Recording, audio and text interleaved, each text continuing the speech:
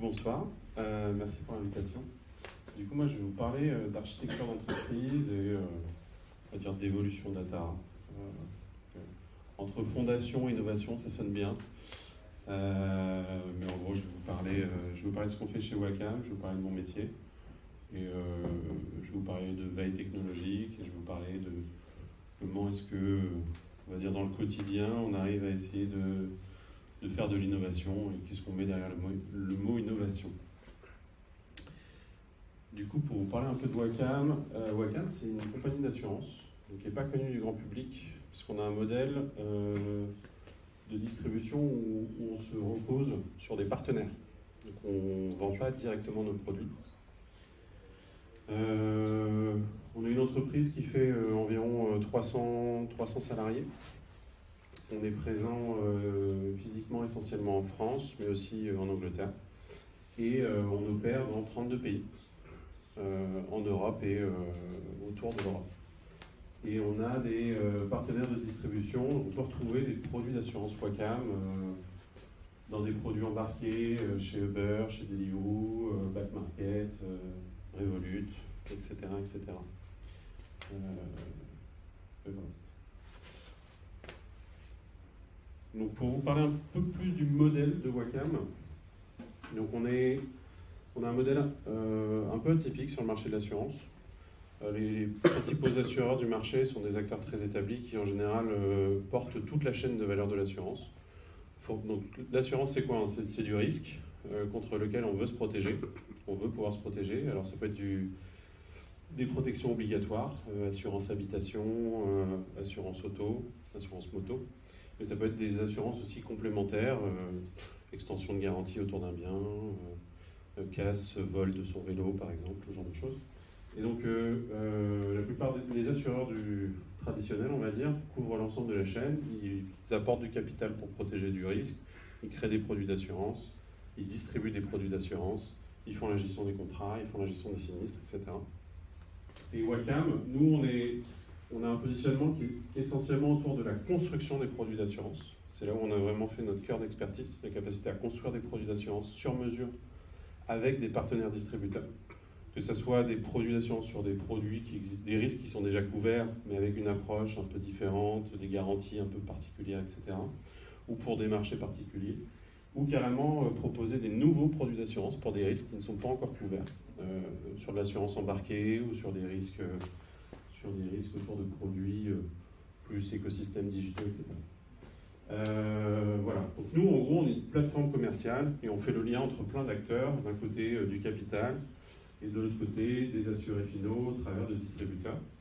Mais on a aussi une plateforme technologique, donc avec l'aide d'Octo, on a beaucoup investi sur la création de différents outils tout au long de cette chaîne de valeur, que ce soit dans notre portail pour outiller notre relation avec les distributeurs, que ce soit de fournir des tunnels de vente en marque blanche pour toujours les distributeurs, les aider à aller en marché beaucoup plus vite auprès des assurés, que ce soit notre moteur de tarification et plein d'autres choses qu'on crée là ce coup-ci en interne pour nos spécialistes de l'assurance. Donc ça c'est Wacam. Et du coup je vais vous parler un petit peu de ma rencontre avec Wacam. Donc moi j'ai croisé la route de Wacam en 2021. Donc j'étais consultant chez Octo à l'époque et on a fait une mission autour du schéma directeur. Donc en gros, plein d'idées, et la volonté c'était de se poser, essayer de prioriser les choses, de comprendre à la fois la chaîne de valeur de l'assurance, cette fameuse plateforme commerciale, et comment est-ce qu'on pouvait proposer une plateforme technologique autour de ça. Alors il y avait déjà plein de choses qui existaient déjà chez Wacam, mais là la volonté c'était d'accélérer. Et donc suite à cette mission schéma directeur, un delivery a commencé. Donc moi j'avais le rôle d'architecte pour cette mission et j'ai rejoint enfin Wacam en octobre 2022 en tant que directeur de l'architecture.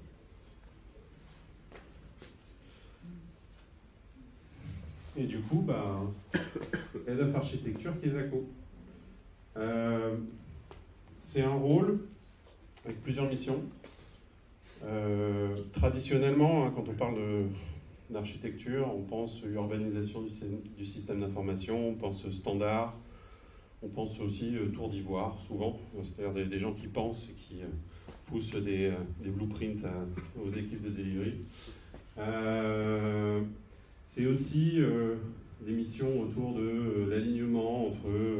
il y a une stratégie d'entreprise, il y a des assets technologiques, comment est-ce que les deux coïncident, etc.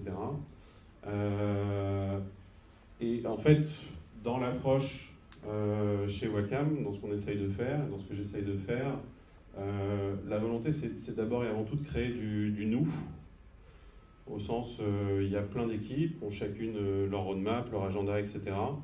Mais c'est de créer du nous autour de comment on prend des décisions, comment on s'organise, quelles sont nos pratiques, quels sont nos standards, et comment on documente tout ça. Donc c'est de l'alignement, on va dire, à l'horizontale, et c'est de l'alignement à la verticale donc entre les stratégies d'entreprise et concrètement ce qu'on construit ou ce qu'on implémente. Une de mes missions, c'est aussi d'accompagner les équipes et de les rendre autonomes. C'est-à-dire que, alors je vous recommande un excellent article sur le blog de Martin Fowler sur comment passer la pratique de l'architecture à l'échelle dans des organisations. C'est cette idée où, en fait, plus une organisation grandit, moins elle peut dépendre d'un architecte ou d'une cellule d'architecture, ça passe pas à l'échelle, ça fait goulot d'étranglement. Et donc, le principal objectif, en fait, c'est que on est un collectif et c'est que chacun s'approprie les concepts, les standards, etc. et les applique à son échelle et se sente responsable et responsabilisé. Et enfin, une de mes missions, c'est tout ce qui touche à la veille et l'innovation. Alors, beaucoup la veille, qui nourrit les sujets, on va dire, d'innovation.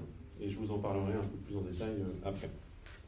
Et by the way, quand on met architecture d'entreprise entre fondation et innovation sur ChatGPT, ça génère ça. Du coup, sur l'urbanisation et la stratégie de SI. Donc ce que vous voyez là, c'est un métamodèle qui, je pense, représente bien globalement ce qui se passe dans une entreprise. On a un niveau où on va avoir des enjeux stratégiques, des plans de transformation, des objectifs, des projets, etc. Donc là, on est au niveau, on va dire, C-level, où les décisions se prennent, CEO, COMEX, etc. Et en gros, à ce niveau-là, on va fixer des objectifs pour l'entreprise, que ce soit des objectifs pluriannuels, annuels ou trimestriels. Alors en général, et en particulier chez Wacam, on essaye de jouer avec ce qu'on appelle les OKR, objectifs qui résultent. C'est un framework qui a émergé chez Google. Et du coup, pour adresser ces objectifs, on met en place des projets. Ces projets vont impacter du métier. Donc c'est les fameuses business capabilities. Et les business capabilities, ce métier-là va être adressé par des groupes de personnes, donc des équipes, que ce soit des équipes métiers ou des équipes IT. On va avoir des process derrière tout ça. On va avoir des applications qui vont permettre d'accélérer les choses, d'améliorer la productivité, de porter ces fameux process. On va avoir des data objects, donc de la donnée, tout simplement. On va avoir des interfaces pour que les applications communiquent entre elles. Et enfin, on va avoir des composants. Donc ça peut être une API, ça peut être une web app, ça peut être même un modèle de machine learning, ça peut être... et qui va avoir des fournisseurs ou qui vont être craftés par nos équipes. Et donc, je pense que c'est une bonne représentation de la notion d'architecture d'entreprise et de la manière dont on essaye de le faire chez Wacam, c'est-à-dire en essayant de créer de l'alignement à la fois vertical et horizontal. On essaye d'aligner nos objectifs avec ce qu'on construit et ce qu'on implémente, et on essaye d'aligner nos applications avec, entre elles, nos process entre eux, etc. Et du coup, alors un peu de name dropping. En termes de ce qui me sert de colonne vertébrale, c'est tout ce qui est référence et boîte, méthodo, boîte à outils comme Domain Driven Design sur comment bien découper les choses, comment comprendre ces domaines métiers, comment comprendre les limites entre ces domaines, comment ils interagissent entre eux, parce que c'est le point de départ de beaucoup de choses, hein, bien découper les choses. Ensuite, c'est comment on s'organise pour adresser tout ça. Et enfin, c'est quelles pratiques on met en place pour atteindre les objectifs qu'on se sera fixés. Donc Accelerate, c'est toute la science autour du DevOps. Et en termes de gouvernance, donc ce qu'on a mis en place, on a des points réguliers avec notre CEO, CPO, où là on parle à la fois stratégie et on fait du suivi, on va dire, plus opérationnel. On a un framework d'objectifs et de key results à l'échelle de l'entreprise, donc qui nous sert vraiment d'étoile du Nord, de boussole au quotidien et qu'on revoit à l'échelle des trimestres. On a des comités. Donc c'est un terme un peu pompeux, comité, mais en gros, on se réunit régulièrement pour discuter des décisions à prendre. On fait du partage de connaissances au travers de communautés de pratique. En gros, pour créer de l'alignement, pour créer de la standardisation, pour que les gens en fait construisent les choses de la meilleure manière possible, il faut qu'il y ait du partage. Et donc voilà, on a au travers de différents rendez-vous la possibilité de partager, de s'aligner et d'échanger. Et enfin, je voulais vous parler de protocole de décision. Donc ça, c'est un des premiers trucs sur lesquels j'ai travaillé quand j'ai rejoint Wacom. Donc c'est documenter la prise de décision sur des sujets d'architecture et comment on le documente. Donc ça, c'est le sujet des ADR, Architecture Decision Record. Et ça a eu pour bénéfice de déjà tous se mettre d'accord sur qui peut prendre des décisions et qui doit être impliqué dans les prises de décision. Et la réponse, c'est tout le monde peut prendre des décisions d'architecture. Donc ça, c'est la première règle. Et la deuxième règle, c'est dans la prise de décision, il faut impliquer les personnes qui sont impactées et les experts qui peuvent apporter des conseils sur le sujet. Et rien qu'avec ces deux règles qui peuvent paraître toutes simples, ça a permis d'aligner la prise de décision entre notre département IT et notre département data. Et enfin, toutes les décisions, on les trace au travers d'ADR, d'Architecture Decision Record. Alors je dis toutes les décisions, un maximum de décisions, après c'est une question de discipline au quotidien. Donc ça, c'est juste pour expliciter ce qui se cache derrière OKR. Donc c'est bien un objectif qui va avoir des key results, donc c'est des éléments mesurables avec une liste d'actions pour améliorer ces key results qui permettent d'atteindre un objectif. Ça, c'est un exemple. Donc ça, c'est le template d'ADR qu'on utilise chez Wacom. C'est autoportant. Il suffit de le lire pour comprendre globalement comment on structure une prise de décision. Globalement, on indique le problème qu'on cherche à résoudre. Et une fois que la décision a été prise, la solution qu'on souhaite implémenter pour adresser ce problème. Donc un ADR, ça peut porter toute la réflexion, du draft jusqu'à la décision est validée, acceptée. Qui a participé, quand est-ce que la décision a été prise ou mise à jour, le contexte du problème, le problème en lui-même, les options considérées, la décision retenue, les pour, les contre, enfin les outcomes positifs et négatifs, et enfin le détail de toute la réflexion, si on a hésité entre plusieurs outils, si on a hésité entre plusieurs patterns d'implémentation, si on a hésité en voilà, on retrouve tout le détail dans le reste des options. Et à la toute fin, ça je trouve ça important, c'est si des personnes ont émis des avis potentiellement contraires ou attention, il faudra dans 1 an ou dans 2 ans, où on risque d'avoir ce genre de problème, etc. On consigne tous les avis qui ont été partagés et qu'on estime significatifs à la fin de l'ADR, parce que le but de l'ADR, c'est de pouvoir revenir dessus plus tard. Souvent, c'est des années plus tard, pour comprendre comment une décision a été prise, dans quel contexte, par qui, et quelles étaient les remarques à l'époque. Donc ça, c'est un outil qu'on trouve super utile, et en plus qui se prend facilement en main. Alors, je voulais vous parler veille technologique. Ça fait aussi partie de mes missions. Alors, je vais aller un peu crescendo, plus stratégique. au plus opérationnel. Le Gartner. Alors, le Gartner, c'est plus pour savoir ce que les autres entreprises pensent. C'est pas forcément le truc sur lequel il faut sauter dès qu'ils publient quelque chose, mais c'est plutôt pour se dire quoi pense le marché, que pensent les autres décideurs, les autres DSI, les autres CTO, etc. Parce que globalement, pour construire leur hype cycle, en gros, ce qu'ils font, c'est qu'ils font des sondages. Donc je trouve ça intéressant pour palper, mesurer les tendances, mais pour autant, il ne faut pas sauter sur tout. De toute façon, ça porte son nom. Il y a des trucs, c'est vraiment de la hype. Il y en a d'autres, c'est des trucs qui peuvent être pertinents. J'aime beaucoup aussi le radar de ThoughtWorks. C'est là où travaille Martin Fowler. C'est même le cofondateur de ThoughtWorks, qui est publié tous les 3 mois, je crois. Il est régulièrement mis à jour, plusieurs fois par an. Avec les grandes tendances, alors en différentes catégories. Va y avoir tout ce qui est... tout ce qui est technique, tout ce qui est outillage, tout ce qui est langage et framework, c'est classé en 4 catégories, et après c'est du tester, enfin il faut le tester, le mettre en place ou l'abandonner.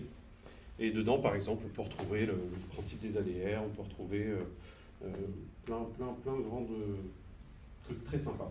Ça peut aussi être des libs pour faire des tests unitaires en Python, par exemple. Enfin, c'est très large en termes de ce que ça couvre. Et à chaque fois, c'est bien documenté et ils s'en servent. Ils s'en servent. C'est pas juste, ils ont fait leur propre veille et l'ont mis là. Ils indiquent clairement qu'ils s'en servent dans le cadre de leur mission, dans le cadre, ils s'en servent chez des clients.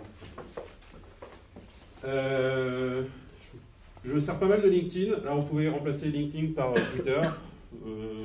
Je suis les mêmes auteurs globalement sur les 2 réseaux sociaux. Je vous ai mis quelques noms des auteurs que je lis. Alors, c'est souvent des auteurs de bouquins de renom à succès. Que ce soit autour du DDD, Team Topology, etc. Mais il y a aussi des gens dans la data science, voilà, par exemple le cofondateur de Hugging Face. Des meet-up, alors j'ai mis Crafting Data Science, évidemment. Et Imaya aussi, qui est une petite boîte de conseil spécialisée dans la data et qui a organisé énormément de retours d'expérience de clients. Je pense à Pernod Ricard, je pense à Lydia, je pense à Le Bon Coin, sur leur data platform, sur leur approche du data mesh. Voilà, et pour le coup, c'est des super retours d'expérience. Je vous le recommande. Et enfin, des newsletters. Alors, ByteByteGo, c'est plus sur, on va dire, les patterns d'architecture software et expliciter les grands principes. Un coup, ça peut être un focus sur c'est quoi le DNS. Un coup, ça peut être sur les différents patterns pour implémenter une API, c'est quoi un API management, etc. Et The Pragmatic Engineer, où là il y a pas mal d'insights sur ce qui se passe, enfin les grandes tendances dans la tech et en particulier aux US. Donc voilà pour la partie veille. Et là je vais vous parler un peu pour mettre en perspective les sujets de veille, les sujets d'innovation par rapport à nos enjeux autour de la data chez Wacom. Alors ce que je vous ai mis, on va dire, c'est une moderne data stack, tout ce qu'il y a de plus standard maintenant, même si c'est rarement implémenté partout. Donc chez Wacom, nous on gère en termes de données. Alors là j'ai utilisé des mots, mais vous pouvez mettre des verbes derrière. On gère des devis. Donc quand quelqu'un veut souscrire à un produit d'assurance, on lui génère un devis avant. Ensuite, quand un assuré final souscrit à un contrat d'assurance, nous, ça nous génère un contrat dans lequel on a des informations. Ensuite, on récolte des primes d'assurance qui nous permettent de couvrir les sinistres. On récupère des sinistres. Donc, c'est la base du métier de l'assureur. Ensuite, on pilote notre rentabilité sur la base des informations qu'on a, donc à la fois sur les primes collectées, sur les sinistres qui ont eu lieu, on calcule les risques aussi, on modifie nos prix, on modifie nos maquettes sur la base des risques qui sont actualisés au fur et à mesure. Et voilà, autant d'informations utiles pour un assureur. Et dans nos enjeux autour de ces données, et enfin là je vous parle que les données de base de l'assurance, hein, on a plein d'autres données qui nous sont utiles au quotidien, mais je vous en cite que quelques-uns. On a des enjeux autour de la capacité à les collecter, on a des enjeux autour de la fraîcheur même de ces données, parce qu'on est dans un modèle où on délègue la distribution à des partenaires distributeurs. Donc c'est eux qui produisent la donnée, qui collectent la donnée d'abord, et ensuite qui doivent nous l'envoyer. On a des enjeux de complétude, c'est-à-dire s'ils nous envoient qu'un bout de la donnée, ça peut nous poser problème pour nous. On a des enjeux de qualité, d'accessibilité, au sens, une fois qu'on a la donnée chez nous, est-ce qu'elle est accessible pour les différents métiers qui ont besoin de cette donnée? On a des enjeux de sécurité, c'est-à-dire, une fois que la donnée est chez nous, qui peut y avoir accès, quand, comment, la traçabilité associée. On a des enjeux d'observabilité aussi. Qu'est-ce qui a été injecté, à quel moment, où est-ce que ça se trouve dans tout le cycle? Est-ce qu'il y a des trucs qui bloquent avant le data lake, pendant la table de transfo, ou après dans la consommation des cas d'usage? Et enfin, on a des forts enjeux de valorisation. Et quand je dis valorisation, là je pense au cas d'usage. Cas d'usage derrière. Donc voilà, globalement, donc pour vous la faire très vite, on a des sources externes. Donc c'est nos partenaires distributeurs, c'est les gestionnaires, c'est de l'open data. On a des sources internes, donc c'est nos propres bases de données, c'est des événements qui peuvent être publiés dans des Eventbus, dans du Kafka, ce genre de choses. On a des CSV, on a notre propre Slack, notre propre Notion, notre CRM, etc. Donc on a construit, on est en train de construire, on a construit une brique autour de la capacité à récolter les données de nos partenaires distributeurs, avec des enjeux de qualité, de reporting associés, de transformation. On est en train d'étudier tout ce qui est capacité d'extraire à l'échelle des données de nos propres sources internes pour les injecter dans notre data platform. Bon, le concept de data lake, c'est notre couche dans laquelle on met nos données brutes ou semi-brutes. Notre data warehouse, donc on utilise Snowflake sur la partie data warehouse chez Wacom. Pour la transformation, une fois qu'on a nos données stockées, on utilise DBT, le tout orchestré avec Prefect. Et ensuite, sur les cas d'usage, là, ils sont très divers et variés. Autour de la business intelligence, DataVis, on a beaucoup de Power BI. On a des cas d'usage de data science autour du scoring, sur des opportunités business, par exemple. On a tout ce qui va concerner l'alimentation de nos actuaires, donc nos spécialistes de l'assurance, qui vont se servir des données risques pour adapter les modèles et adapter les prix des produits. Et enfin, on va avoir des indicateurs qui vont être calculés, qui vont être réinjectés dans des systèmes opérationnels pour servir sur tout un tas de cas d'usage variés. Bon voilà, globalement, à la fois notre macro-archi, donc qui... C'est pas la photo finish, c'est un en cours. De toute façon, des archis, ça évolue tout le temps. En tout cas, c'est ce vers quoi on est en train de tendre. Demain, ça évoluera sans doute avec les cas d'usage. On est en train de travailler sur des sujets autour des LLM, de bases de données de connaissances partagées, etc. Et potentiellement, il y aura des briques en plus dans cet écosystème que vous voyez. Et donc sur l'innovation, pour moi, il faut distinguer deux choses. Donc là, on l'a vu de mon schéma précédent, on a un enjeu autour des outils, on a un enjeu autour des cas d'usage, on a un enjeu autour des patterns, au sens, est-ce que je fais de l'ETL, est-ce que je fais de l'ELT, Modern Data Stack, où je stocke massivement ma donnée raw et je la transforme après, où je fais la transformation au moment où je récupère les données, etc. etc. Et les outils, pour faire l'ETL, j'ai Informatica historiquement, j'ai Talend, mais j'ai aussi Airbyte plus récemment. Donc c'est en constante évolution. Donc je vais vous présenter un petit peu ce que je vois comme étant les grandes tendances, à la fois sur les outils et sur les cas d'usage et les patterns. Mais je veux vous retenir un truc, c'est attention au cargo culte. C'est-à-dire qu'on peut dépenser énormément de temps et d'énergie à faire des projets juste pour tester ou mettre en place des nouveaux outils. Mais en fait, il faut systématiquement les mettre en face de cas d'usage. Et il faut faire attention à ce qui marche dans une autre organisation, dans une autre entreprise, ne marche pas forcément partout, chez tout le monde. Donc c'est un phénomène qui s'appelle le cargo culte. Et je vous recommande de faire attention. En gros, restez toujours critique. Il y a plein de trucs qui peuvent paraître shiny.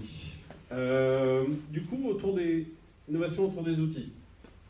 Alors, je vais vous parler de deux choses sur ce slide. À la fois sur ce que je vois passer, ce qu'on voit passer chez Wacom, et en même temps sur comment est-ce que, on va dire, on teste les choses, on plante des graines, admettons qu'on va y mettre un outil en place, comment ça se passe.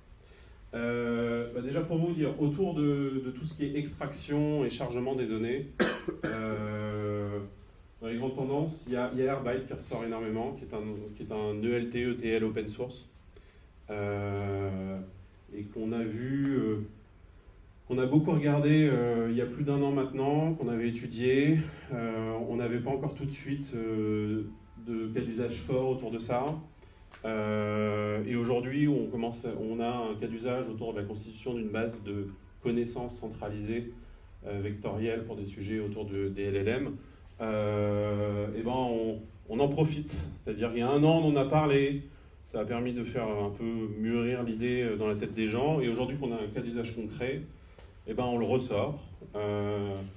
Il se trouve qu'on l'avait déjà étudié, donc on savait déjà que c'était RGPD compliant, qu'il y avait de l'hosting en Europe, que le modèle économique du truc tenait la route, etc. Et donc en fait, ça nous permet, d'aller vite au moment où on doit se dire, on expérimente, ou on teste, ou on implémente. Je vois pas mal aussi tout ce qui tourne autour de Iceberg et DuckDB. Alors chez Wacom, on n'a pas encore heurté on n'est pas encore arrivé au stade où on se dit que ça va être intéressant pour nous. Parce que nous, on est en train d'aller vraiment sur les Cloud Data Warehouse. Donc on n'a pas encore eu les soucis de coûts associés sur les coûts de compute, sur Snowflake en particulier. Mais je sais déjà que je pense dans 1 an, peut-être dans 6 mois, on va se dire, oh là là là là, il y a plein de cas d'usage là, ça nous coûte très très cher, il y a des gens qui font des expérimentations directement sur Snowflake. Pourquoi est-ce qu'il n'y a pas une autre manière de faire ce compute là, ce select étoile avec des jointures partout, ça nous coûte une blinde, alors qu'en termes de valeur ajoutée, c'est juste de l'expérimentation. Et donc, je pense qu'on va vite arriver à un moment où on va se dire, est-ce qu'on ne pourrait pas déporter ces calculs sur le poste directement du développeur, du data ingénieur, du data analyst. Et je pense que c'est là où on ressortira Iceberg et DuckDB, et on se dira, en fait, on va se brancher directement sur les sources de données, et on va faire le compute en local sur la machine. Donc il y a des BT aussi dans l'histoire, sur tout ce qui est transformation, manipulation de données. Sur la partie LLM, qui est le grand... ça fait 10 mois que ça occupe tout le monde, je pense. Plusieurs choses dont je veux vous parler. Ça bouge beaucoup au niveau du stockage même des données vectorielles. Moi, de tout ce que j'ai vu, alors il y a une étude qui a été publiée par Retool. Une étude autour de l'AI, où ils ont fait justement un sondage auprès de professionnels, et ils ont fait un peu un classement sur une matrice à 2 axes, dans lequel ils listent les différentes solutions de bases de données vectorielles. Il y a ChromaDB, il y a pgvector, il y en a MongoDB aussi, et d'autres. Moi j'aime bien pgvector parce qu'en fait c'est une extension de PostgreSQL. Et en fait, ça permet de tout avoir au même endroit. Et ça coûte moins cher. Donc, si vous avez des sujets autour des bases de données vectorielles, je vous recommande de jeter un œil à ça. Autour de la boîte à outils pour construire son propre chatbot, son propre système où on a son LLM qui est capable d'aller retrouver des documents, de parser des documents, de faire du RAG, etc. Il y a LangChain qui ressort beaucoup avec la main index. Pareil, ça, je vous recommande d'y jeter un œil. Et enfin, sur les sujets, sur les LLM en eux-mêmes, alors on est tous très, très attirés par les gros LLM, ChatGPT 4, Llama 2, 70 milliards de paramètres, etc. Mais en fait, c'est que des trucs qui ne tournent pas sur nos postes, globalement, à moins d'avoir énormément de RAM et de GPU. Et en fait, Mistral, hein, c'est une entreprise française, en tout cas avec des fondateurs français, a publié un modèle il y a quelques mois de 7 milliards de paramètres et qui tourne très bien sur une machine avec 16 Go de RAM, sur tous les MacBooks avec mémoire unifiée. Et en fait, ça ouvre plein de possibilités. Plein de possibilités d'avoir des LLM qui tournent sur les postes, fine-tune pour des cas d'usage précis, et qui devient, alors, qui n'est pas très bon sur du généraliste, mais qui va être plutôt bon sur des cas d'usage spécifiques. Typiquement, vous pouvez, alors, dérivé de Mistral, il y a eu plein de LLM spécialisés dans la production de code Python, par exemple, et vous pourriez très bien, donc il y a même maintenant des librairies qui permettent d'extension Visual Studio Code, qui vous fait votre copilot embarqué dans Visual Studio Code, et qui va interroger un LLM qui tourne en local sur votre machine, et qui va vous aider sur la production de code Python, par exemple. Voilà. Et enfin, petit dernier, c'est un outil qui s'appelle Retool, qui est un outil low-code, qui permet de construire des applications plutôt à visée interne, on va dire un back-office d'une appli, un dashboard ou ce genre de choses. Ils ont une version cloud et une version self-hosted, donc c'est pas open source, hein. Pour le coup ça c'est une solution propriétaire, mais ils ont un free tier qui est très bien et qui permet de très vite construire des cas d'usage très facilement et qui propose d'ailleurs des fonctionnalités autour de l'AI. Donc ils proposent un free tier également avec ChatGPT, 100 000 tokens par jour. Et je vous recommande de vous y intéresser pour dès que vous avez un petit back-office où vous vous dites bon là j'ai une clim et je mettrai bien une interface dessus, hop, Retool.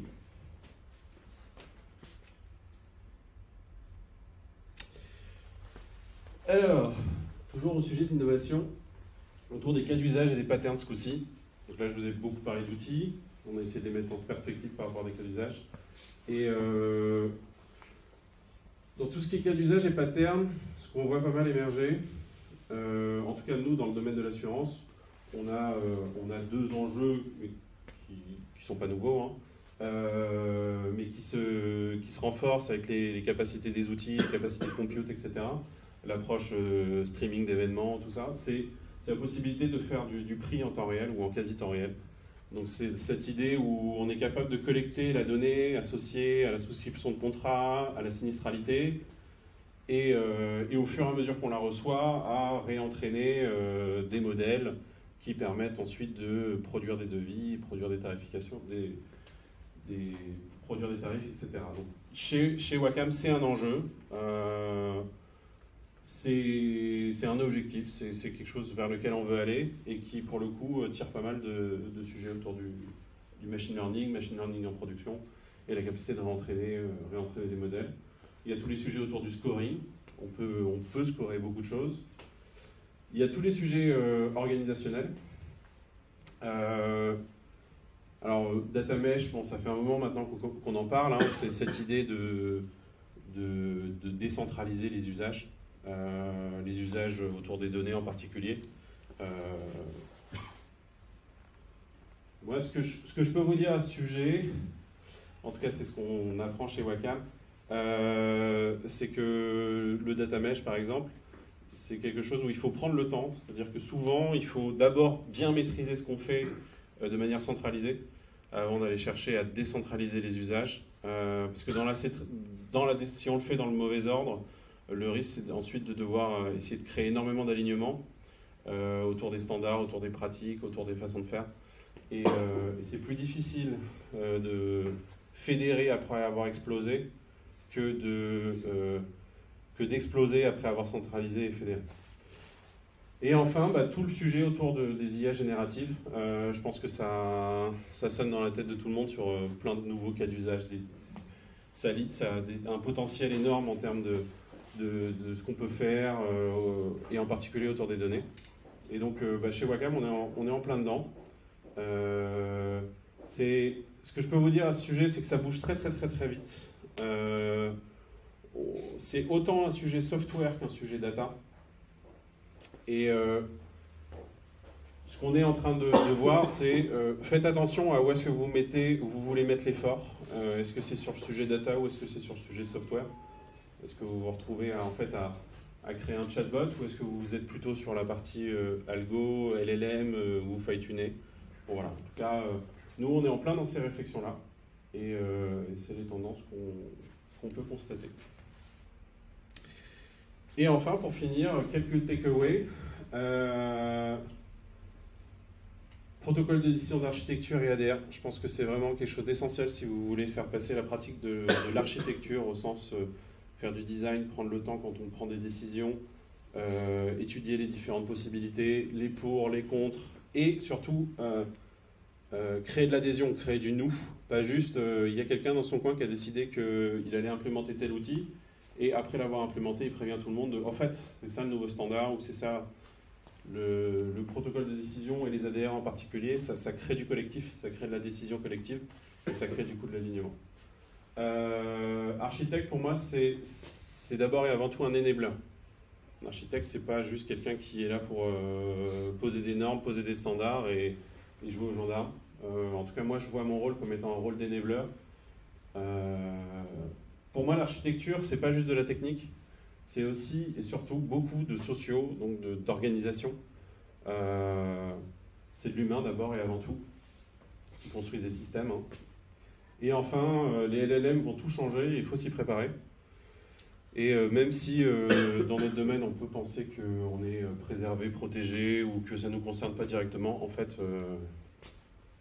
si, ça le sera un jour, si ce n'est déjà aujourd'hui.